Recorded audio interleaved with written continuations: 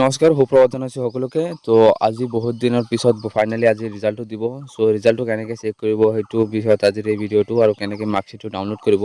চ' সেইটো আজিৰ ভিডিঅ'টোত মই দেখুৱাই দিম। আজি 10টা বজাত দিব এইচএছৰ ফাইনেল ৰিজাল্ট। চ' আপোনালোকে যেতিয়া ৰিজাল্টটো চেক কৰি যাব তেতিয়া কিন্তু চাৰ্ভাৰৰ ইছ্যু হৈ যাব, বহুতকেইটা ৱেবছাইট ক্ৰেছ হৈ যায়।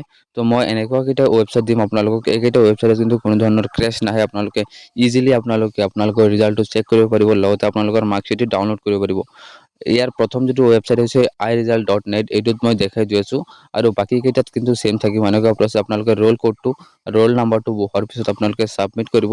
ছাবমিট কৰি দিয়াৰ লগে লগে কিন্তু আপোনালোকৰ যিটো মাৰ্কশ্বিট সেইটো ইয়াত ওলাই আহিব আৰু তাত প্ৰিণ্ট বোলা অপশ্যন আহিব।